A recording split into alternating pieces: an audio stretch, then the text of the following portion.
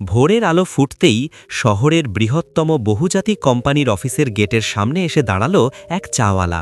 তার পরনে ছেঁড়াখোড়া পোশাক, হাতে চায়ের গ্লাস আর চোখে এমন এক নিষ্পাপ সরলতা যা দেখে যে কারো মনে হবে এই মানুষটি নিতান্তই গরিব, কিন্তু তার আসল পরিচয় কেউই কল্পনাও করতে পারেনি। সেই লোকটি যে আসলে কোম্পানির মালিক ধীর পায়ে অফিসের ভেতরে ঢুকল। অভ্যর্থনা কক্ষে বসা নিরাপত্তা রক্ষী তাকে দেখে বিরক্ত হয়ে বলল, ওরে চাওয়ালা, এখানে কি করছো? এটা কি তোমার ঠেলা রাখার জায়গা? যাও, এখান থেকে সরে যাও। লোকটি হেসে বলল, ভাই সাব, আমি ভাবলাম কর্মীদের একটু চা পান করাই, সকালে সবারই তো ভালো লাগবে। রক্ষী হেসে তাকে ভেতরে যেতে দিল। সে বিন্দুমাত্র বুঝতে পারল না যে যাকে সে সাধারণ চাওয়ালা মনে করছে সেই আসলে এই কোম্পানির আসল মালিক, যে কিছুদিন আগেই কোম্পানিটি কিনেছে। লোকটি ভেতরে ঢুকতেই কয়েকজন কর্মচারী হেসে উঠল।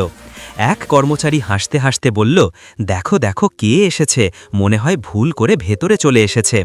আরে ভাই, তুমি কি এখানে ইন্টারভিউ দিতে এসেছো নাকি বিনামূল্যে চা খাওয়াতে? ঠিক তখনই কোম্পানির সহকারী ম্যানেজার রিয়া সামনে এলো। তার পরনে ছিল জমকালো পোশাক, হাতে দামি ফোন আর মুখে ছিল অহংকারের ছাপ। তার স্বভাব ছিল বেশ রূঢ় এবং অহংকারী। সে সেই চাওয়ালাকে ওপর থেকে নিচ পর্যন্ত দেখল এবং তৎক্ষণাৎ ব্যঙ্গ করে বলল, এ কি অবস্থা করেছ নিজের? ছেঁড়াখোড়া কাপড় পরে এখানে এসেছো? এটা কি চায়ের দোকান নাকি? বেরিয়ে যাও। লোকটি হালকা হাসি নিয়ে বলল, ম্যাডাম, আমি ভাবলাম আপনাদের জন্য চা নিয়ে আসি। কিন্তু রিয়ার তার এই সরল উত্তরে আরও বেশি রাগ হলো। রিয়া তার ট্রে থেকে একটি চায়ের কাপ তুলল, এক চুমুক নিয়েই সঙ্গে সঙ্গে মুখ বিকৃত করল। উফ, কি অতি দুর্গন্ধযুক্ত চা! তারপর রাগে কাপটি তুলে সোজা তার মুখের দিকে ছুঁড়ে মারল। গরম চা তার মুখে ছিটকে পড়ল। সে সামান্য পিছিয়ে গেল, কিন্তু কিছুই বলল না। রিয়া বলল, এই নাও, আগে নিজের অবস্থা দেখো, তারপর অন্যকে চা খাওয়াতে এসো। অফিসের পরিবেশ হাসিতে ভরে উঠল। সবাই হাসছিল। এক কর্মচারী বলল, আজ তো দারুণ মজা হলো, ম্যাডাম চাওয়ালার ক্ষমতা দেখিয়ে দিলেন। কেউ হাততালি দিল, কেউ বা মোবাইল দিয়ে ভিডিও করা শুরু করল। কিন্তু তখনই সেই কোম্পানিতে চাকরি করা এবং বিশুদ্ধ মনের এক যুবক অর্জুন এগিয়ে এলো।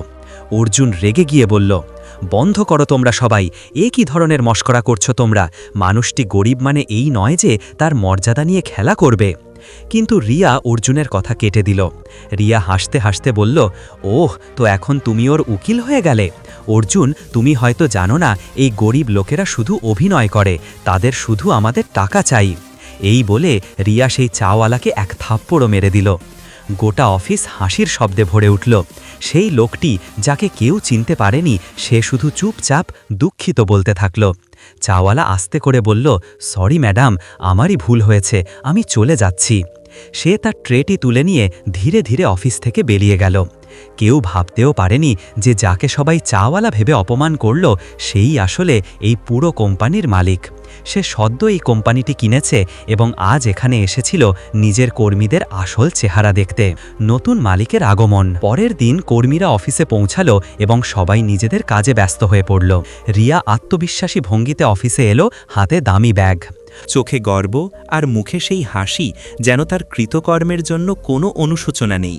রিয়া তার বান্ধবীর সাথে হাসতে হাসতে বলল, কাল তো দারুণ মজা হয়েছিল, সেই চাওয়ালার ঔকাত দেখিয়ে দিয়েছি, এমন লোকদের লাইনে রাখাই তো ঠিক। তার বান্ধবীও হাসতে হাসতে বলল, হ্যাঁ রে, তুই তো কামাল করে দিলি, সবাইকে হাসিয়ে পেট ফাটিয়ে দিলি। অন্যদিকে অর্জুন চুপচাপ বসেছিল, তার মুখ ছিল গম্ভীর। তার ভেতরে ভেতরে খুব খারাপ লাগছিল। অর্জুন মনে মনে ভাবছিল, কে জানে সেই বেচারা এখন কোথায় আছে, সবাই মিলে কি নাজেহাল করল তাকে। আশা করি সে এই সব কিছু মনের ওপর নেয়নি। কিছুক্ষণ পরে একটি বড় ঘোষণা হলো। HR ডিপার্টমেন্ট থেকে বার্তা এলো, সব কর্মীদের জানানো হচ্ছে যে আজ সকাল 11টা নাগাদ কোম্পানির নতুন মালিক স্বয়ং অফিসে আসছেন, সকল কর্মীর উপস্থিতি আবশ্যক। অফিসে উত্তেজনা সৃষ্টি হলো। এক কর্মচারী বলল, আরে বাহ, নতুন মালিক আসছেন। আরেকজন বলল, শুনেছি উনি একজন খুব বড় ব্যবসায়ী যিনি কোম্পানিটি কিনেছেন, চলো দেখা যাক কে আসেন, হয়তো আমাদের উন্নতির কথাও বলবেন। রিয়াও খুব উৎসাহিত হলো। সে হেসে বলল, বাহ, নতুন মালিক আসবেন, আমার তো তার সঙ্গে দেখা করেই মজা আসবে। যদি সে মুগ্ধ হয়ে যান তবে তো পদোন্নতিও মিলতে পারে। ঠিক 11টা নাগাদ কনফারেন্স হলের দরজা খুলল। ভেতরে পা রাখল সেই লোকটি, সেই চাওয়ালা। কিন্তু এইবার তার চেহারায় ভিন্ন তেজ ছিল। এখন সে দামি স্যুট পরেছিল, চুলগুলি সযত্নে আঁচড়ানো, তার হাঁটার ভঙ্গিতে ছিল আত্মবিশ্বাস। তার সঙ্গে ছিল ২-৩ জন লোক যাদের তার সহকারী মনে হচ্ছিল। গোটা অফিস স্তম্ভিত হয়ে গেল, সবার চোখ বড় বড় হয়ে গেল। এক কর্মী অবাক হয়ে বলল, এ তো সেই চাওয়ালা। আরেক কর্মচারী বলল, হ্যাঁ সেই, কিন্তু সে এখানে স্যুট পরে মালিকের সাথে কেন এসেছে? ঠিক তখনই HR ঘোষণা করল, সবাই মনোযোগ দিন, ইনি হলেন আমাদের নতুন মালিক মিস্টার আরিয়ান বর্মা। গোটা হল করতালিতে মুখরিত হয়ে উঠল, কিন্তু কিছু কর্মীর মুখ ফ্যাকাশে হয়ে গেল, বিশেষত রিয়ার। আরিয়ান বর্মা অর্থাৎ সেই চাওয়ালা মঞ্চে দাঁড়ালেন। তিনি গভীর নিঃশ্বাস নিয়ে বললেন, বন্ধুরা, আমি আপনাদের নতুন মালিক। আমি সম্প্রতি এই কোম্পানিটি কিনেছি এবং গতকাল আমি আপনাদের মাঝে একজন সাধারণ চাওয়ালার রূপে এসেছিলাম। এই কথা শুনেই সবার বুক ধড়পড় করে উঠল, ঘর নিঃশব্দ হয়ে গেল। আরিয়ান আরও বললেন, হ্যাঁ, কাল আমি ছেঁড়াখোড়া কাপড় পরে এসেছিলাম, আমি চায়ের ট্রে নিয়েছিলাম এবং আমি দেখতে চেয়েছিলাম যে আমার কর্মচারীরা মনুষ্যত্বকে কিভাবে দেখে। সবার মাথা নত হয়ে গেল। গতকাল যারা হাসছিল এখন তাদের মুখ লজ্জায় লাল হয়ে গেল। অর্জুনের চোখে ছিল সন্তুষ্টি, কারণ সেই একমাত্র সেই চাওয়ালাকে সমর্থন করেছিল। কিন্তু রিয়া, সে তো চেয়ারে ঘামে ভিজে যাচ্ছিল। সে মনে মনে ভাবছিল, হে ভগবান, এ তো সেই লোকটাই ছিল। আমি এর সাথে কি করলাম? চা ছুঁড়ে মারলাম, থাপ্পড় মারলাম, আর ইনি কিনা সবার মালিক। সিদ্ধান্ত ও শিক্ষা। আরিয়ান তার কণ্ঠস্বরকে আরও শক্তিশালী করে বললেন, গতকাল আমি দেখেছি মনুষ্যত্বের আসল চেহারা কেমন হয়। কিছু মানুষ অন্যের সম্মান করতে জানে এবং কিছু মানুষ কেবল সামর্থ্য দেখেই অন্যকে বিচার করে। কিন্তু মনে রাখবেন, সম্মান এবং মানবিকতার চেয়ে বড় কোনো মর্যাদা হয় না। তিনি সবার দিকে তাকালেন, বিশেষ করে রিয়ার দিকে। রিয়ার চোখ নিচু হয়েছিল। পুরো অফিসে গভীর নীরবতা নেমে গেল। সবার মনে ভয় ঢুকে গেল। এখন মালিক শাস্তি শোনাবেন। যাকে গতকাল সবাই চাওয়ালা ভেবে অপমান করল, আজ সেই মালিক হয়ে সবার সামনে দাঁড়িয়ে আছে এবং এখন তার পরবর্তী কথা সবার ভাগ্য নির্ধারণ করতে যাচ্ছিল। কনফারেন্স হলে পিন-পতন নীরবতা, সবার চোখ নিচু। মালিক আরিয়ান বর্মা সবার সামনে দাঁড়িয়ে, তার মুখে গাম্ভীর্য কিন্তু চোখে গভীরতা। সত্য সামনে এসে গিয়েছিল। যাকে গতকাল সবাই চাওয়ালা ভেবে অপমান করেছিল, সেই আজ এই কোম্পানির মালিক এবং এখন তার প্রতিটি কথা সবার হৃদয় বিদীর্ণ করে যাচ্ছিল। আরিয়ান ধীরে ধীরে বলতে শুরু করলেন, গতকাল আমি দেখলাম যে কিছু মানুষ অন্যের সম্মান করতে বিশ্বাসী, কিন্তু বেশিরভাগ লোক সামর্থ্য এবং পোশাক দেখে মানুষকে বিচার করে। তিনি গভীর দৃষ্টিতে রিয়ার দিকে তাকালেন। বিশেষ করে তুমি রিয়া, তোমার অবস্থানের ওপর তোমার অনেক অহংকার, তাই না? গতকাল তুমি যা করেছ তা কেবল একজন মানুষের নয়, বরং মানবতার অপমান ছিল। রিয়ার চোখ থেকে জল ঝরতে লাগল। সে কাঁপতে কাঁপতে বলল, স্যার, আমার ভুল হয়ে গেছে, আমি আপনাকে চিনতে পারিনি। আরিয়ানের কণ্ঠস্বর আরও কঠিন হল। সমস্যা তো এটাই, যদি আমি ধনী দেখাতাম, ভালো পোশাক পরে আসতাম, তবে তুমি আমার সামনে নত হয়ে কথা বলতে। কিন্তু যখন আমি ছেঁড়াখোড়া কাপড় পরে এলাম, তখন তুমি আমাকে মানুষ ভাবতেও অস্বীকার করলে। এটাই কি তোমার শিক্ষা? এটাই কি তোমার মনোভাব? পুরো হল নিঃশব্দ ছিল, সবার শ্বাস বন্ধ হয়ে গিয়েছিল। আরিয়ান হঠাৎ অর্জুনের দিকে তাকালেন, তার চোখে নমনীয়তা এলো। কিন্তু এই ভিড়ে একজন মানুষ এমন ছিল যে মানবিকতাকে বাঁচিয়ে রেখেছে। অর্জুন।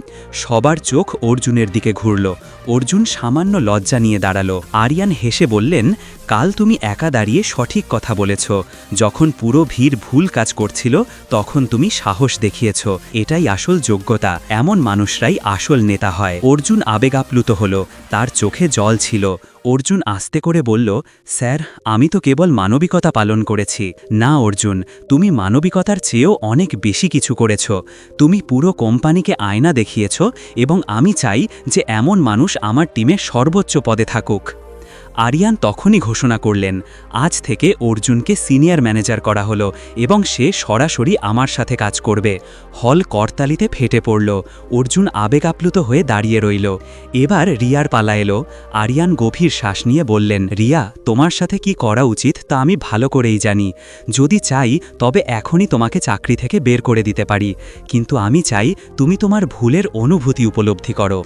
রিয়া ফুপিয়ে কেঁদে বলল, স্যার, আমাকে ক্ষমা করে দিন, আমার অনেক বড় ভুল হয়ে গেছে। আরিয়ান বললেন, ক্ষমা শব্দে পাওয়া যায় না, কর্মে মেলে। আজ থেকে তোমাকে তোমার পথ থেকে সরিয়ে জুনিয়র লেভেলে কাজ করতে হবে।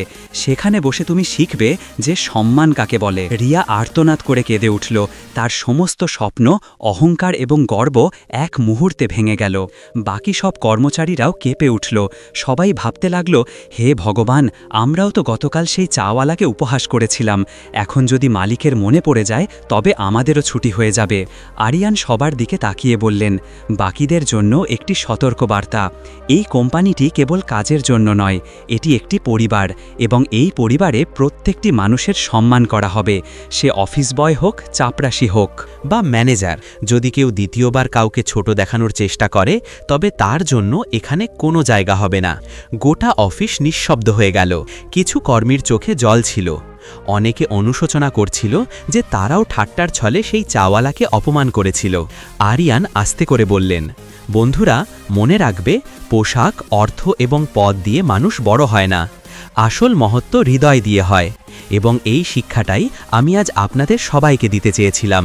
সেই দিনের পর অফিসের পুরো পরিবেশ বদলে গেল।